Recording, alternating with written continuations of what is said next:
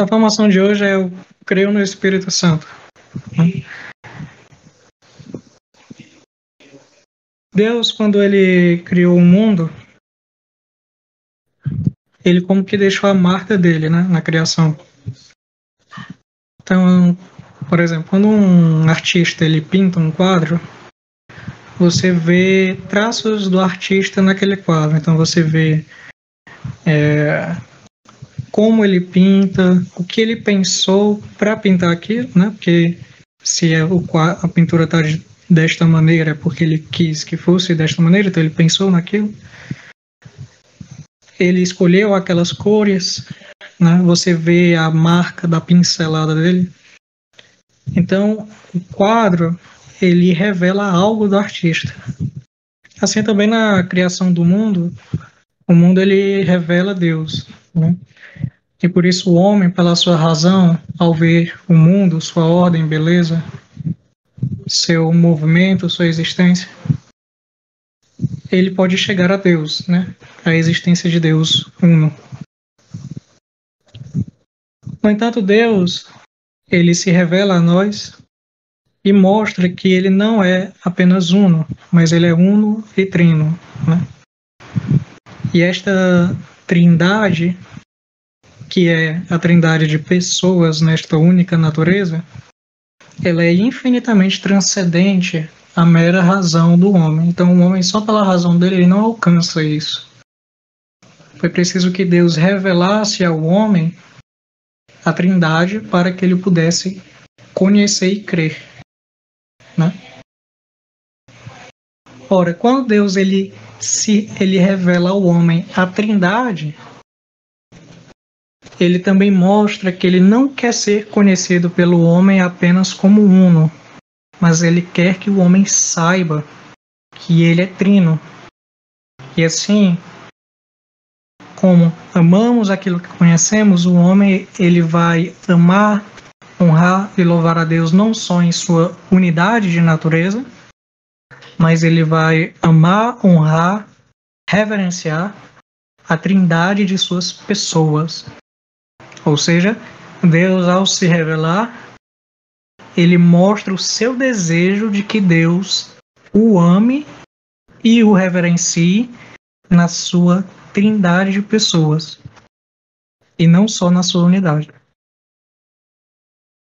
Então a trindade, apesar dela ser obrar no mundo como causa única, ou seja, a criação do homem, a criação do mundo, a criação da graça, a redenção do homem, tudo isso é uma obra que parte de uma causa única, que é Deus.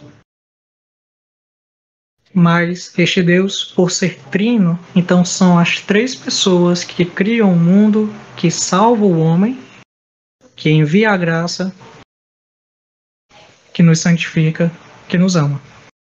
Então a ação de Deus, ela é uma causa única, mas esta causa única é uma única ação de três pessoas. O primeiro artigo do credo, né? Creio em Deus Pai Todo-Poderoso, Criador do céu e da terra. Ele vai dizer respeito à primeira pessoa da Trindade, que é Deus Pai, e às suas obras, né? A criação. Iago, mas você acabou de dizer que foi a Trindade que criou. Sim, foi a Trindade que criou, mas é porque atribuímos a Deus Pai a criação, né? Por ele ter o nome de Pai. Os 6 próximos artigos, eles dizem respeito à segunda pessoa, com sua obra de amor e reparação. Creio em Deus Pai Todo-Poderoso, Criador do céu e da terra, e em Jesus Cristo, seu único Filho, né? Que padeceu sob Pôncio Pilatos, etc, etc. Isso, então, mostra a obra de amor da encarnação e redenção. Foi a Trindade que redimiu o homem? Sim. Mas a única pessoa que se encarnou foi a segunda pessoa. Só ele se encarnou. Já o 8º artigo, ele diz respeito à terceira pessoa da Trindade, o Espírito Santo. E é justamente o objeto desta formação. O Espírito Santo, em sua natureza, como já nós sabemos e cremos e professamos todos os dias com o sinal da cruz, ele é consubstancial ao Pai e ao Filho. Isso significa que ele é um mesmo Deus com eles. Nós já sabemos disso. Então, ele possui atributos idênticos. Às vezes pode passar a impressão de algumas pessoas como se o Espírito Santo fosse algo à parte de Deus. Fosse algo que Deus fosse algo exterior ao próprio Deus, né? Não. O Espírito Santo, por ser uma das pessoas, ele possui atributos idênticos. Então, o Espírito Santo é onipresente, onisciente, perfeitíssimo, causa primeira, causa do conhecimento do homem, causa da salvação do homem, né? O Espírito Santo tem todos os atributos divinos, positivos e negativos, né? Então, ele é imóvel, negativo, e ele é perfeitíssimo, positivo. Então ele tem todos os atributos do Deus único, causa única. Só que o fato de afirmarmos que ele é a terceira pessoa, né, temos a primeira, segunda e terceira pessoa, não indica que ele é o de menor importância. Ora, se ele possui todos os atributos que o Pai e o Filho possuem consubstancialmente, então ele tem a mesma importância que as três pessoas. A mesma perfeição, a mesma dignidade, a mesma honra. Como diz Santo Atanásio, não são três onipotentes, mas são três pessoas, são um onipotente. Não são três senhores, mas um Senhor. E o Espírito Santo é Senhor. Então, todas as pessoas são distintas, mas com igualdade de natureza. No entanto, né, porque para nós é impossível falar das três pessoas ao mesmo tempo, a não ser pela palavra Trindade, né, mas a Trindade ela não nomeia as três ao mesmo tempo, temos que falar ordenadamente cada uma. E aí isso acaba ocorrendo uma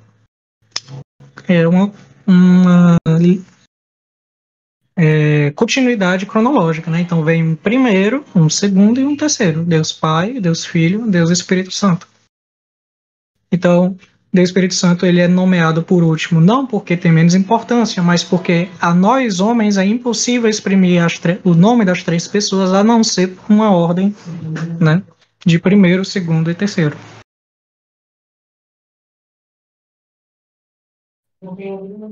Então, mas por que ele é designado como a terceira pessoa? Porque, segundo o modo de origem, é correto dizer que Deus Pai é a primeira pessoa. Porque é ele que gera o Filho. Desde toda a eternidade, ele gera o Filho. E o Filho é gerado por ele. Por isso, segunda pessoa. E do amor entre o Pai e o Filho procede o Espírito Santo. Né? Então, do Pai, o Pai gera o Filho é gerado pelo Pai, segunda pessoa, e do amor entre o Pai e o Filho procede o Espírito Santo, terceira pessoa. Então é correto dizer que ele é o terceiro pelo modo, né? Porque ele encerra, né? Ele é o termo último das processões divinas. É o termo último deste movimento trinitário.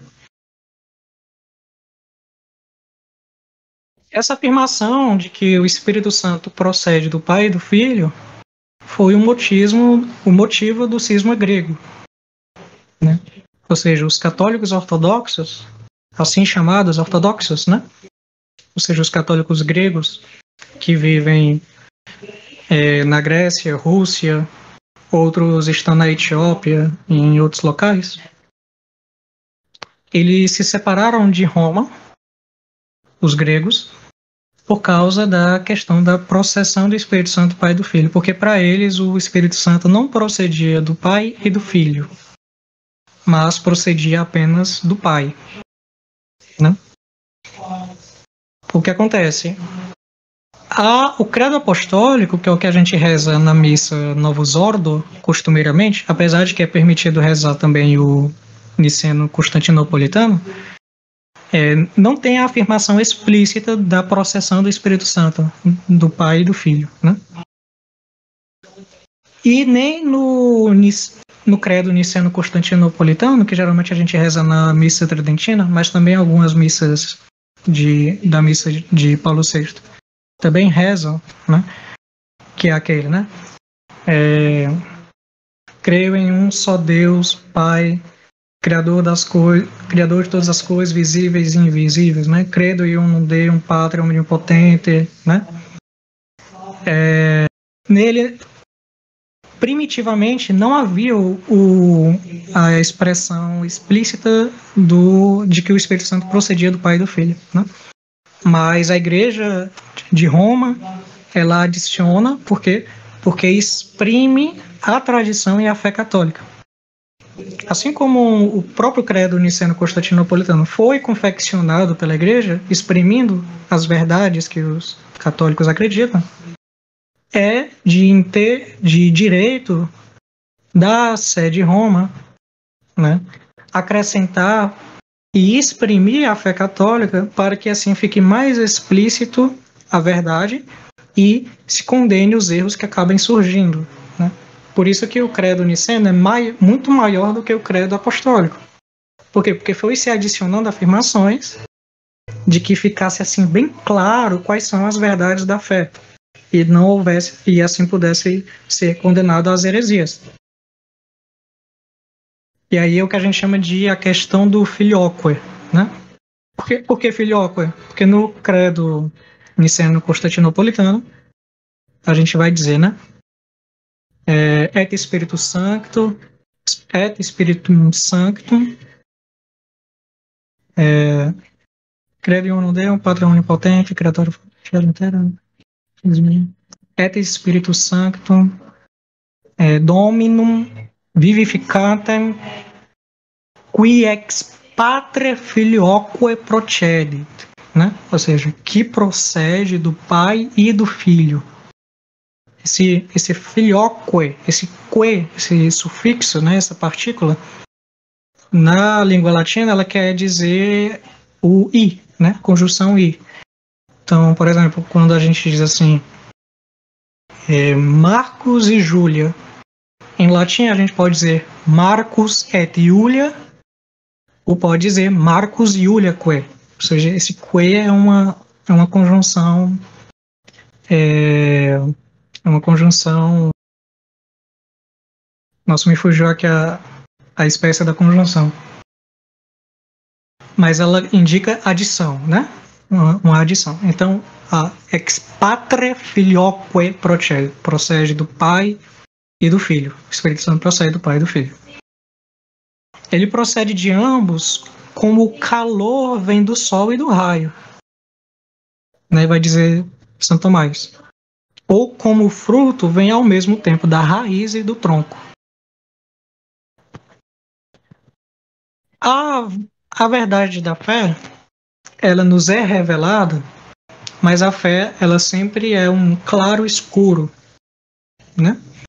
Até porque se fosse totalmente claro, não seria fé. Por isso que no céu não teremos fé, porque tudo vai se revelar a nós diante de Deus, né? Mas a fé é sempre um claro escuro. E a geração eterna do Filho e a processão do Espírito Santo do Pai e do Filho, ela é uma fé, digamos assim, de conteúdo breve. Ou seja, a gente simplesmente afirma isso. O Filho é gerado pelo Pai desde toda a eternidade e o Espírito Santo procede do Pai e do Filho. Não tem maiores esclarecimentos. Os esclarecimentos que desejamos, nós vamos ter no céu, né? No céu nós vamos saber mais, né? No entanto, o homem, pela analogia, ele pode, a partir dos dados da fé, dado pela Sagrada Escritura, as palavras utilizadas pela Sagrada Escritura, pelas palavras utilizadas pelos santos padres, pelos antigos teólogos, né?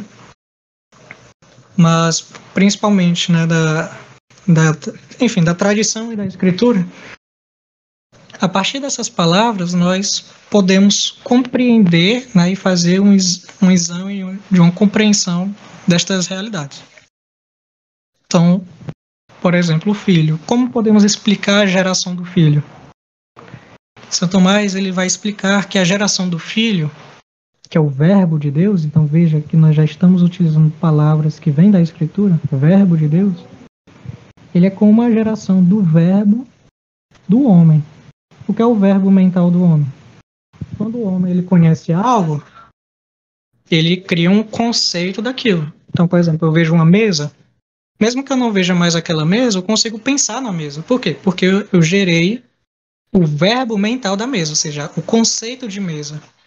Se eu não tivesse gerado isso, né, eu não conseguiria falar sobre mesas.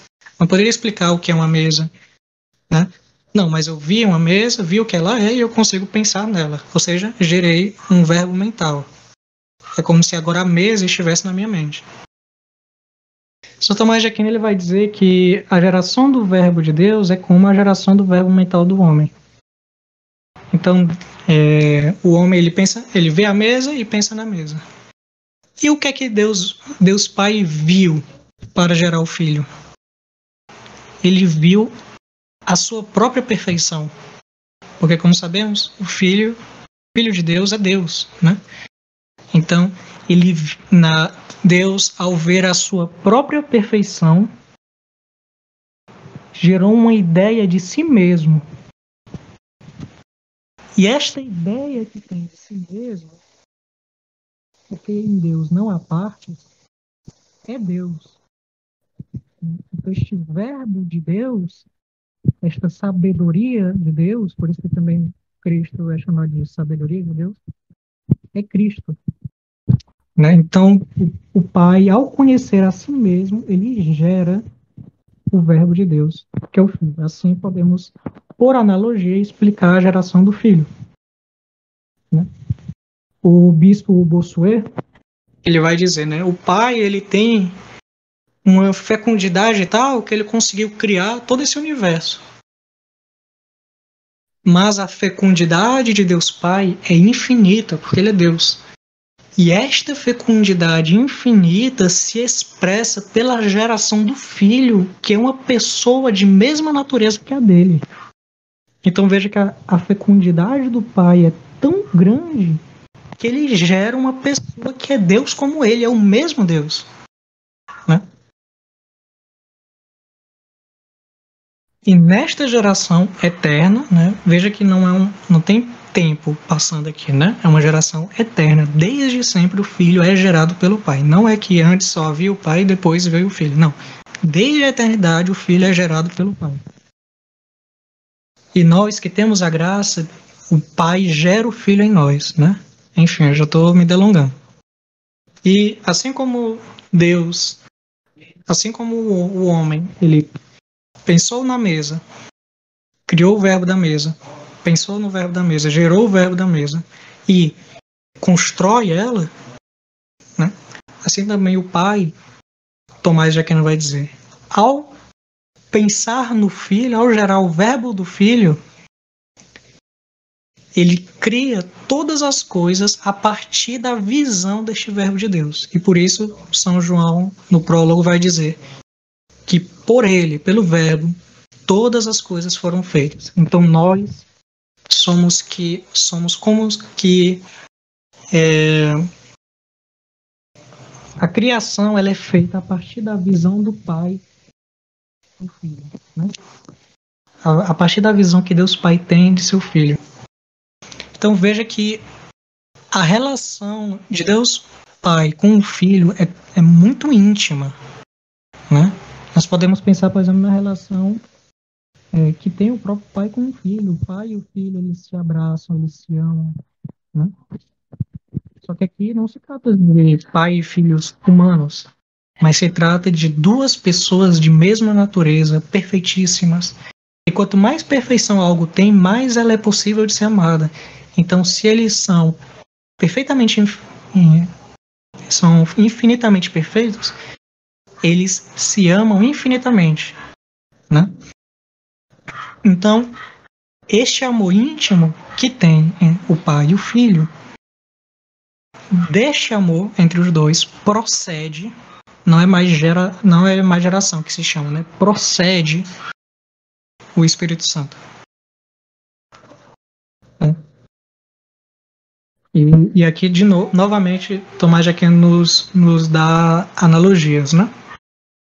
Ele vai dizer que, muitas vezes, o homem, ele gera um verbo nele. Então, por exemplo, ele pensa em fazer algo, né? Eu vou ser uma pessoa melhor amanhã. Ele pensa nisso. É um verbo. Mas ele não faz isso. Então ele vai dizer que este verbo, muitas vezes o homem ele gera um verbo, mas este verbo é como que morto. Porque ele pensa em algo, mas não faz aquilo. Ou então ele crê em algo e não faz aquilo. E por isso São Tiago vai dizer que a fé sem obras é morta. Ou seja, alguém que crê, mas que porque não tem a caridade, perdeu ela pecando mortalmente, tem uma fé morta. Perdeu a virtude da caridade. A fé sem a caridade é morta. Né? Então o homem ele gera verbos, mas estes verbos às vezes são vivos, ou seja, ele pensa em fazer algo e faz, cuidar dos filhos, trabalhar, etc. Mas outras vezes não faz. Né? Então ele pensa em fazer tal coisa e não faz. Este verbo é morto. Só que a Escritura vai dizer que o verbo de Deus é vivo. Né?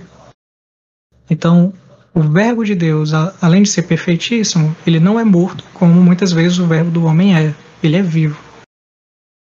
E é esta vivacidade do verbo, né, a partir desta vivacidade, que procede o Espírito Santo. Né? Por quê? Porque o verbo de Deus é vivo e, como diz Agostinho, é um conhecimento com amor. Então, o Pai, conhecendo o Filho, o ama, e o Filho, conhecendo o Pai, o ama.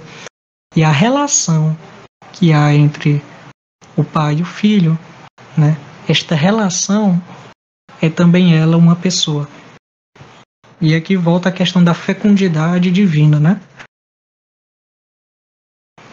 E aí, por isso, como o Espírito Santo ele é o amor entre o Pai e o Filho, podemos dizer também que quem ama a Deus tem o Espírito Santo, como diz a Escritura, né? Quem ama a Deus tem o Espírito Santo, porque o Espírito Santo é o amor. Eu falei muitas coisas complicadas até aqui. Alguém tem alguma dúvida, algum comentário? Tu fez uma pergunta, Iago. Qual a dificuldade com o jogo? Ayrton, eu vou ser sincero contigo de que eu não me aprofundei assim nas argumentações dos ortodoxos com relação ao filioco. Mas o fato é que eles colocam muito em destaque o fato de que o Espírito Santo só procede do Pai.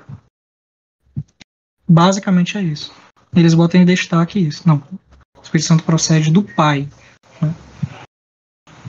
Mas quais argumentos eles utilizam, ou analogias, ou em que passagens das Escrituras eles se baseiam, é algo que eu sinceramente não poderia discorrer.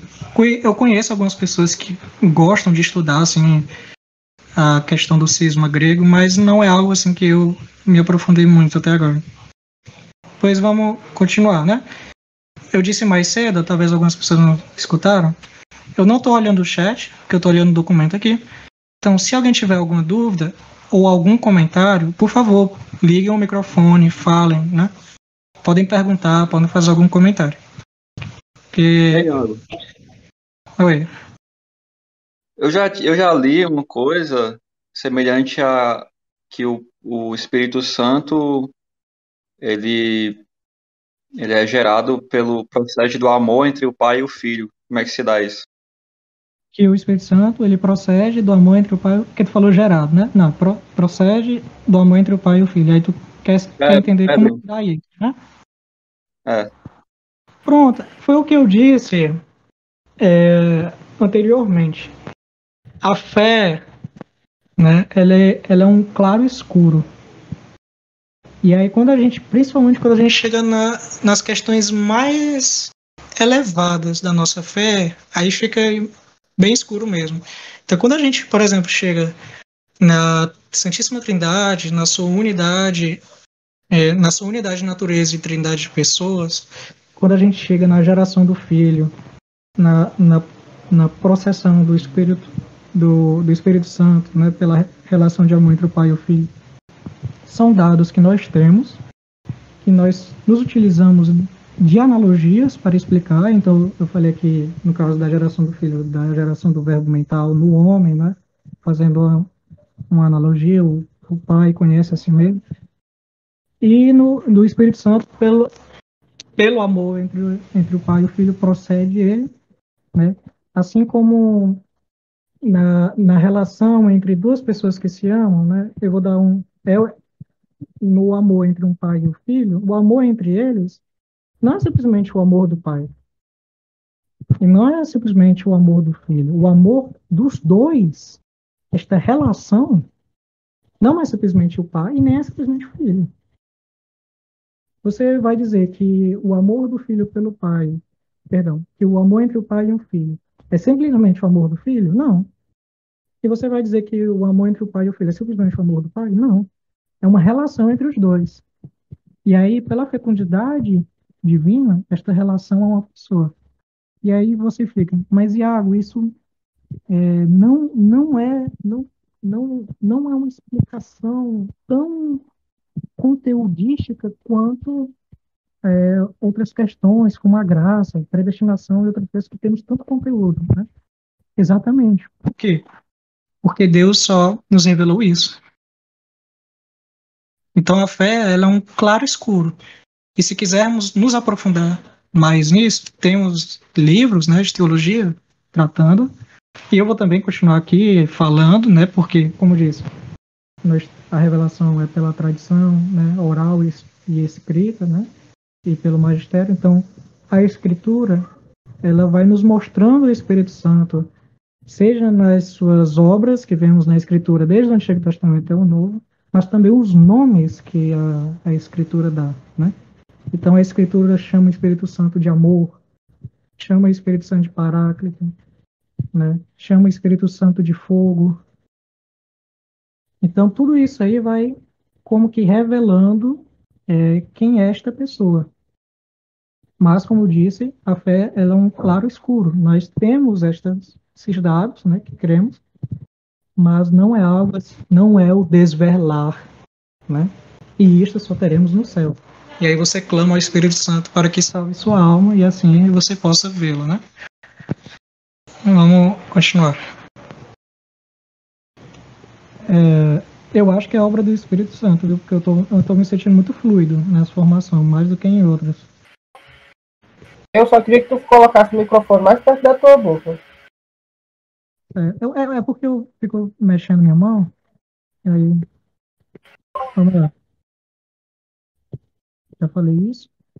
Quem ama a Deus tem o Espírito Santo. Então, ó, cada pessoa ela é atribuída uma missão. Como eu disse, como Deus é causa única em sua natureza, então as três pessoas elas têm ações que a gente chama de ad extra, né? Elas são ações únicas das três pessoas. Ou seja, a mesma natureza dos três age, né, como causa única. Então, a criação foi as três pessoas, e por isso no Gênesis a gente vê no plural a criação, né? Façamos o homem, né? Façamos, né? São três pessoas. E a criação do mundo, a redenção do homem, né? A santificação do homem, tudo isso são obras das três pessoas. Apesar de que, por exemplo, a encarnação foi apenas a segunda pessoa que se encarnou, né? É só a segunda pessoa que tem a humanidade. Então, apesar dos três agirem como causa única, porque uma mesma natureza, atribuímos a cada uma delas alguma missão. apesar da unidade de ação. E aí, mais algo, a igreja atribui isso a partir de quê? Atribui a partir da escritura, né? Atribui a partir dos próprios modos de processão, né? Como o pai era o filho, a partir desses modos e das palavras e das passagens bíblicas e da tradição que nos foi passada, a gente consegue designar as missões, atribuir as missões. Então vamos lá. Se continuar, tu me avisa, viu, Jéssica? Tá ótimo agora. Então cada pessoa é atribuída uma missão, e como o Espírito Santo é a relação de amor entre o Pai e o Filho, nós atribuímos a ele todas as missões que se referem ao aperfeiçoamento, ao amor de Deus, à união e à santidade, porque como referimos ao Espírito Santo a união, atribuímos a ele a missão de união, e a santidade, ele é o grau de união do homem com Deus, então também atribuímos ao Espírito Santo a santidade, a santificação, né? Todas essas missões são atribuídas ao Espírito Santo. E como atribuímos a ele o amor, e o amor ele é difuso de si, então ele dá os bens à pessoa amada, também atribuímos a ele as missões das graças que Deus nos dá e dos dons que Deus nos envia, né? Pois são atos de amor de Deus por nós, né? São os atos, a graça que Deus nos dá e os dons do Espírito Santo que Ele nos dá. E a questão dos dons podemos explicar em outra formação mais profundamente. São atos de amor dele por nós, porque são bens que Ele nos dá. Dar um bem ao outro é o ato de amor. E por isso que o batismo se refere ao Espírito Santo, porque recebemos a graça santificante, né?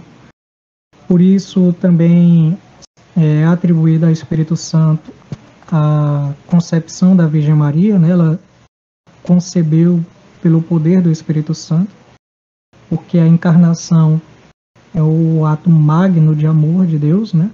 Do amor de Deus. E fazendo aqui uma relação com a questão da graça, Nossa Senhora, porque concebeu do Espírito Santo e é a esposa do Espírito Santo, ele encontra na Virgem Maria a sua melhor morada. Então, aqueles que são devotos da Virgem Maria, né, ao ter ela no seu coração, o Espírito Santo encontrará em nós uma boa morada para repousar, porque ela encontrará em nós a morada de sua esposa, que é a Virgem Maria. E por isso também nós dizemos que Nossa Senhora é nossa mãe, né? Ou seja, todas as vezes que recebemos o Espírito Santo é por meio da Virgem Maria. Por isso que ela estava no dia de Pentecostes. É sempre por meio de Maria que o Espírito Santo vem, assim como Cristo veio por ela. E como no batismo nós recebemos a vida da alma, que é a graça santificante, e recebemos por meio de Maria, então nós nascemos para a vida espiritual por causa de Maria. Então Maria é nossa mãe espiritual. E eu sempre insisto nisso. Eu acho que vocês até acham repetitivo, mas eu sempre insisto nisso. Nossa Senhora não é nossa mãe de consideração, nem é nossa mãe porque ela nos ama como mãe, ou por uma adoção, né? Nossa Senhora nos adotou como filhos. Não é meramente como uma adoção jurídica, uma adoção de vontade. Ela quis e pronto. Não. Ela é realmente, assim como nossa mãe natural é realmente nossa mãe, ela é realmente nossa mãe espiritual. E a sua maternidade é até superior, porque a maternidade sobrenatural é maior do que a maternidade natural. Então, Nossa Senhora é nossa mãe. E Tomás vai dizer, né, que no Espírito Santo, né, no Espírito está a vida da alma que se une a Deus. Ou seja, quando recebemos o batismo, nos unimos a Deus pela graça. E quando nós perdemos a graça, nos confessamos, nos unimos a Deus pelo Espírito Santo que nos dá a graça, né? E todas as vezes que recebemos as graças atuais, que pelos outros sacramentos aumentamos nossa graça santificante, tudo isso é por meio do Espírito Santo. Então, o Espírito é a vida da alma. No Espírito Santo está a vida da alma que se une a Deus. Deus, então, é a vida da alma. Assim como isso vai dizer Tomás de Aquino, né? Assim como a alma é a vida do corpo, sem alma não tem vida o corpo, assim também Deus, o Espírito Santo, é a vida da alma. Sem o Espírito Santo, a alma é morta. Por isso que o pecado mortal se chama assim. Porque o pecado mortal afasta o Espírito Santo de nós e assim perdemos nossa vida, que é o Espírito Santo. Então, o Espírito Santo, quando está conosco, nos une a Deus por amor. Por quê? Porque ele é o amor de Deus, né? E, consequentemente, nos vivifica. Lê-se em São João, o Espírito Santo é que vivifica, ou seja, ele é a vida da alma, é ele que dá a vida da alma pela graça. E por isso no credo niceno-constantinopolitano, a gente vai dizer, né? Et Spiritum Sanctum Dominum et Vivificantem, né? Senhor e vivificador. Nosso Senhor e que nos vivifica, que nos dá a vida. O Espírito Santo ele vai receber vários nomes, né? O Royal Marinho ele vai distinguir entre nomes próprios e nomes apropriados. E todos esses nomes nós vamos encontrar base, seja na Escritura, seja na tradição apostólica, seja na liturgia da Igreja e nas orações. Então, os nomes próprios temos o Espírito Santo, que é este grande nome e até um tanto, como eu posso dizer, um tanto misterioso, né? Este misterioso nome, Espírito Santo. Também tem o amor, né? O Espírito Santo também se chama amor. Quem reza o ofício da Imaculada Conceição vê que a gente chama ele de amor, né? Também é chamado de dom, né? O Espírito Santo é um dom. O que é um dom? Dom vem do latim, que significa, né, algo que é dado. Deus nos dá o Espírito Santo. Os nomes próprios são inúmeros, certo? Só vou dizer alguns aqui. E cada um tem um significado. E eu não vou expor cada significado por causa do tempo. Mas temos o Espírito Criador, Veni Creator Spiritus, né? Vem Espírito Criador. Espírito de Cristo, Espírito Paráclito.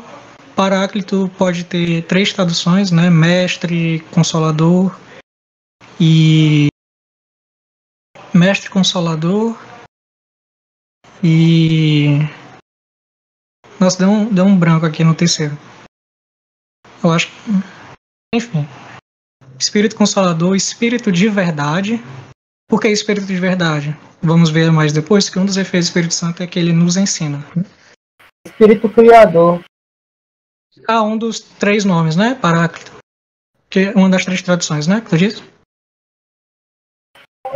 Paráclito tem a ver com defensor também, né? E aí tem Espírito de Verdade, Virtude do Altíssimo. Por que virtude? Porque virtude é virtus, né? Força. Força do Altíssimo. Advogado, porque nos ajuda, nos defende. Defensor, né? Defensor. Dedo de Deus. Eu acho bonito esse. Dedo de Deus. Espírito Criador. O Espírito Criador foi o primeiro que eu citei. O Hóspede da Alma. Também é muito bonito esse. Hóspede da Alma. Selo. União. Nexo. Vínculo. Beijo. Fonte viva. Fogo. Unção espiritual. Luz beatíssima. Pai dos pobres, doador de dons, luz dos corações e muitos outros, né? Que são muito bonitos, aliás. E todos esses nomes vocês vão encontrar, seja na Sagrada Escritura, seja na tradição e também nas orações. Então vocês vão perceber que alguns dos nomes aqui você vai encontrar no Veni Creator Spiritus e no Veni Sancte Spiritus e na ladainha. Porque essas orações que fazem parte da liturgia também fazem parte do depósito da tradição, né, que recebemos. O Espírito Santo ele tem duas grandes manifestações, né, que é a que a gente chama de obra visível, que é o batismo do Senhor, que ele aparece sob a forma de pomba, né, e o dia de Pentecostes, que os apóstolos, junto com Maria Santíssima, né, recebem o Espírito Santo sob a forma de línguas de fogo, e assim eles recebem coragem para pregar a palavra de Deus para o mundo, né? E aí, nesses dois fatos, nessas duas grandes manifestações do Espírito Santo, temos um duplo simbolismo e um duplo efeito. Um duplo simbolismo, temos, primeiro símbolo, a língua, né? São línguas. Por que línguas? Línguas porque os apóstolos vão usar de todos os idiomas dos povos a quem tiverem de levar o evangelho, sem ter aprendido. Então, se um apóstolo foi a tal povo, ele vai falar na língua daquele povo sem saber aquela língua, graças ao Espírito Santo. Então tem um duplo simbolismo, né? Línguas de fogo. Primeiro, línguas, por isso, que os apóstolos não têm esse dom de línguas, de falar a língua de um povo sem saber, e assim eles vão conseguir pregar o evangelho a vários povos. E também fogo, porque o fogo, ele ilumina, aquece e abrasa. Então, o Espírito Santo, ele ilumina as nossas inteligências. Então, ele vai ser aquele advogado que vai nos auxiliar nas dúvidas de fé, quando nós não soubermos o que dizer, né? Não soubermos o que fazer, nas grandes questões, sejam existenciais, espirituais, situações da vida, né? E ele vai também aquecer e abrasar o quê? Os nossos corações, ou seja, a nossa vontade de caridade ardente para fazer a obra de Deus, né? Para agir por amor a Deus e agir fazendo atos de amor a Deus, né?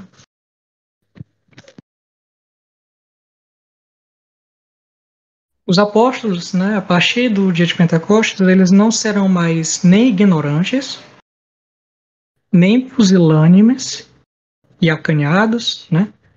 Mas rebaterão os argumentos com fé ativa e inabalável, serão valentes e intrépidos como leões. E essa questão assim dos efeitos do Espírito Santo em nós remete muito também aos dons do Espírito Santo, que eu não vou explicar aqui porque os dons do Espírito Santo é toda uma formação à parte, né, que tem todo um castelo teológico deles, né? Mas explicando assim brevemente, a gente tem as virtudes naturais, né, que são as coisas boas que fazemos só pela natureza que Deus nos deu, sem o auxílio da graça. Temos as virtudes sobrenaturais, que devemos realizar cotidianamente e sempre, né, que são os atos bons que fazemos, mas agora auxiliados pela graça, né, por amor a Deus, né, realizar estes atos. E temos os dons do Espírito Santo. Por que nós temos os dons e não só as virtudes sobrenaturais? Porque as virtudes sobrenaturais, apesar de termos a graça de Deus para que assim possamos agir por amor a Ele, né, com um amor sobrenatural, coisa que nós não poderíamos sem a graça, esta virtude sobrenatural, ela age sob um modo humano. Então, por exemplo, mesmo que auxiliados pela graça, nós vamos ter que pensar no que vamos fazer e agir, né? Então tem todo aquele processo humano. Os dons do Espírito Santo, Deus vai nos dar para que a gente não age de modo humano naquela situação, mas de modo divino. Né? Então é como se fosse uma inspiração tal que o homem, né, digamos assim, é como se ele nem pensasse direito no que está fazendo, mas sabe, né, que está fazendo certo e tal. Só uma forma de falar. E esta ação cotidiana, movida pelos dons do Espírito Santo, é a vida dos santos. Você vai ler a vida dos santos e pergunta como é que o cara fez isso? Por que a pessoa fez isso? Como ele sabia que era para dizer isso? Né? Por que ele fez isso e não aquilo? Isso são os dons do Espírito Santo agindo, né? Porque ele está agindo de modo divino. E o Padre Paulo, ele é muito feliz em acentuar isso, né? Os santos não são santos porque eles eram muito humanos, né? Mas eles são santos porque eles eram muito divinos. Eram humanos, mas que viviam sob os dons do Espírito Santo, então agiam de maneira divina. Eu vou dar um exemplo. Uma das virtudes, eu acho esse exemplo muito bom, né? Uma das virtudes sobrenaturais é a da prudência, que é uma das virtudes morais. Então, sob a prudência, auxiliados pela graça, nós vamos pensar no fim adequado, no melhor fim e como nós vamos agir da melhor maneira para fazer aquilo por amor a Deus. Essa é a prudência, de maneira bem simplória, certo? Você pensa no fim, por exemplo, a glória e o amor de Deus, sempre, né? E vai pensar no melhor meio para fazer aquilo na situação concreta, né? Então, estou nessa situação e vou pensar na melhor maneira possível. Só que existem situações, e esse modo, apesar de auxiliado pela graça, é um modo humano de agir, né? Só que existem situações que exigem uma escolha rápida, quase sem pensar. Situações em que não temos tempo para pensar direito e que temos que fazer o correto naquele momento. E, por exemplo, principalmente sacerdotes vivem estando nessas situações. Quando, por exemplo, está confessando várias pessoas e acaba estando numa situação complicada em uma confissão.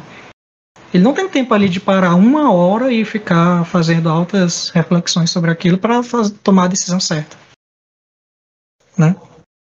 Ou então uma situação que, por exemplo, um santo esteve que você não... Eu vou dar um exemplo, né? Quando os fariseus chegaram em Cristo, né?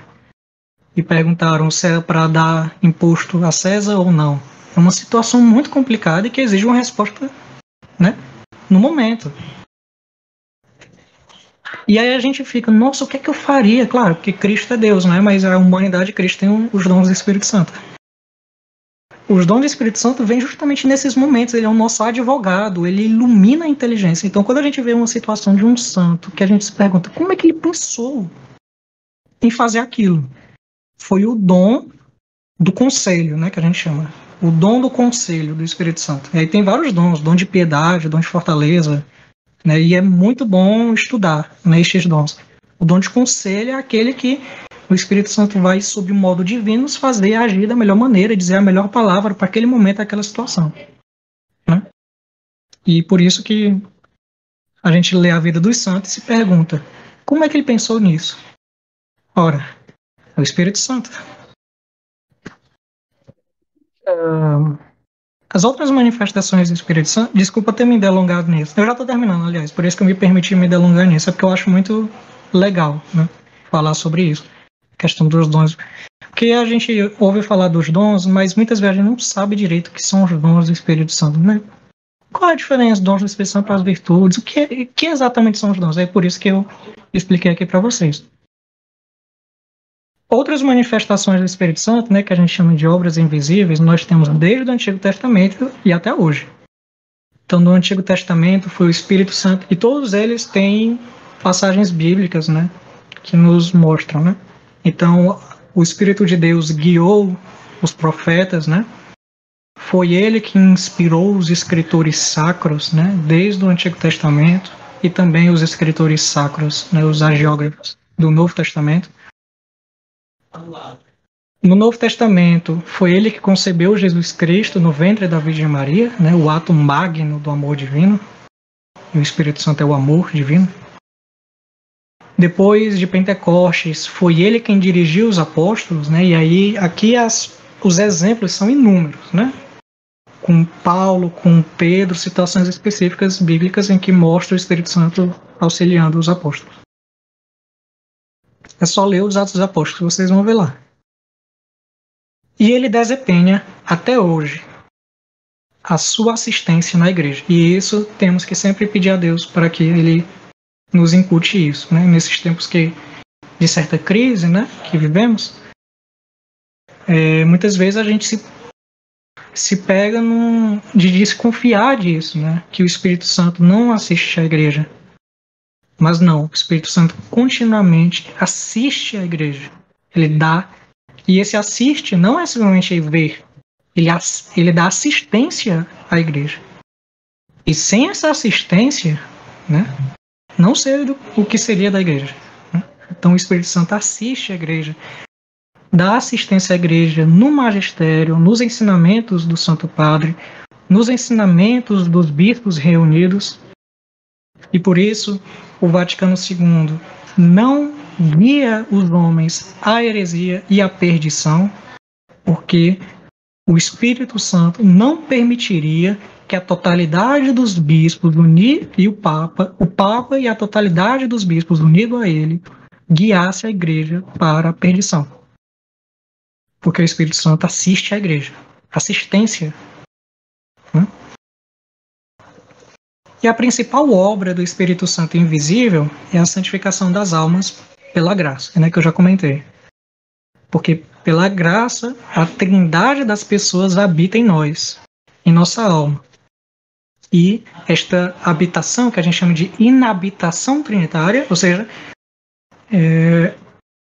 quando recebemos a graça de Deus, a trindade habita em nós. E veja, essa habitação não é a mesma habitação do fato de que Deus é onipresente. Deus está em todas as coisas, sim, sustentando na sua existência, ok. Mas a inabitação trinitária com a graça é diferente. Porque enquanto Deus habita em todas as coisas como Criador e Ordenador, ele, na inabitação trinitária, habita não só como Ordenador e Criador e Senhor, mas como amigo, benfeitor, colaborador, né, amante e muitas outras coisas. Então atribuímos a habitação das três pessoas ao Espírito Santo. E por isso que ouvimos desde criança, né, que a gente recebe o batismo, que no batismo recebemos o Espírito Santo. Lá em Romanos, capítulo 5, São Paulo vai dizer: o amor de Deus é derramado em nossos corações pelo Espírito Santo que nos foi dado. E estando em nós pela graça, o Espírito Santo é aquele qual um Deus que habita em seu templo. Em 1 Coríntios capítulo 3 vai dizer: não sabeis porventura que sois templo de Deus e em vós habita o Espírito de Deus?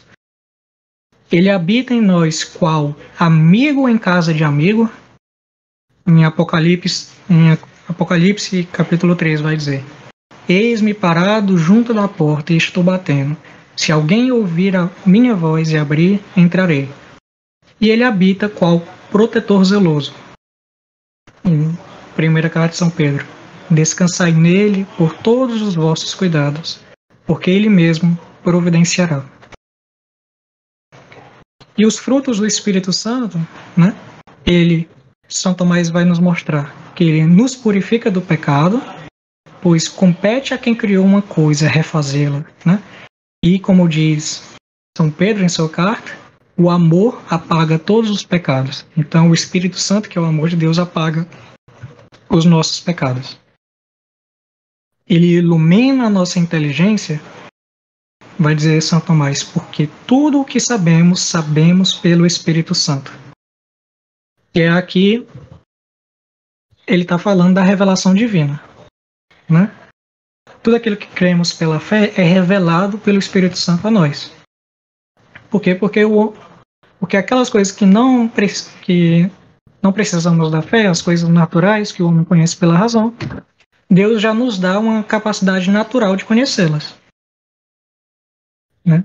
Mas mesmo nessas coisas que conhecemos só pela razão, porque Deus nos dá essa capacidade natural, nós só conhecemos essas coisas porque Deus sustenta elas na criação. Então, todas as coisas, né, conhecemos, seja pela fé, no sentido sobrenatural, seja no sentido natural, né, pela razão natural, nós conhecemos, sabemos pelo Espírito Santo, né, porque o Espírito Santo sustenta a criação, e pelo ser das coisas nós conhecemos, né, pela razão, e também foi o Espírito Santo que revelou a fé a nós, né? Então, tudo que sabemos, sabemos pelo Espírito Santo. E o Espírito Santo, vai dizer também o doutor, nos aconselha em nossas dúvidas e nos ensina qual seja a vontade de Deus. Então, para encerrar, eu vou dizer aqui as conclusões práticas que o Bullinger ele vai nos dar, a partir de tudo que foi exposto. A primeira é de que nas dificuldades da vida, nas nossas dúvidas, nas nossas aflições, Ficou muito vasto. nas dificuldades da vida, nas dúvidas, nas Não estou aflições. conseguindo escutar. Alô? Ó,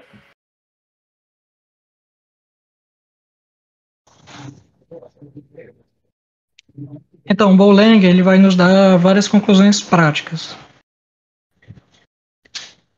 A primeira delas é de que nas dificuldades da vida, nas dúvidas, nas aflições e nas tentações, devemos recorrer ao Espírito Santo. Por quê? Porque ele é nosso advogado, iluminador e etc. Né? E aqui eu ressalto, por meio da Virgem Maria. É ele o Espírito da sabedoria, vai dizer o Bullinger, de luz e força.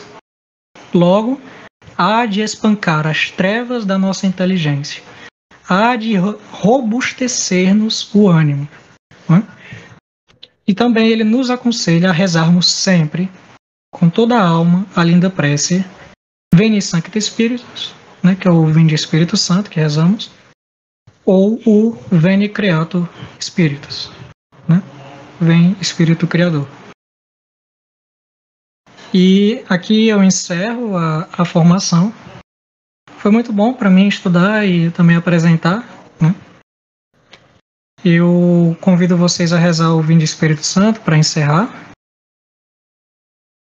E eu espero que tenha ajudado. Com relação à bibliografia, né? Primeiramente, eu vou disponibilizar o documento que eu fiz para dar a formação no grupo. E eu usei 3 obras. O Dogma Católico, do Bullinger. Também utilizei o Sermão sobre o Credo, de Santo Tomás de Aquino, que eu recomendo vivamente vocês lerem. Né? Esse Sermão sobre o Credo é um livro muito simples. Tomás de Aquino aqui não é aquele complexo. Ele não é complexo, né? Ele é simples, mas é porque ele usa muitas coisas que as pessoas não conhecem. Mas nesse livro é uma linguagem simples, popular, né? Porque são catequeses que ele deu. Então dá para todo mundo ler. Todo mundo pode ler. Eu recomendo vivamente que vocês leiam. Vão aprender bastante e é muito frutífero espiritualmente. Né? Porque ele não só ensina a doutrina, mas nos dá conclusões espirituais. E leiam também as notas de Dom Odilon Moura. Dom Odilon Mourão, perdão. Que ele vai dar contribuições muito ricas, né, ao Sermão sobre o Credo. E também utilizei, por último, né, o livro El Gran Desconocido, do Royo Marin, que tem em português, que é o Grande Desconhecido, que é um livro só de teologia do Espírito Santo e sobre os dons do Espírito Santo. É em linguagem simples, mas é muito rico e profundo. É um livro de teologia mesmo, mas que dá para todo mundo ler. Eu recomendo vivamente, né? Vivificantemente. Thiago, muito obrigado, pessoal. Deus abençoe a todos.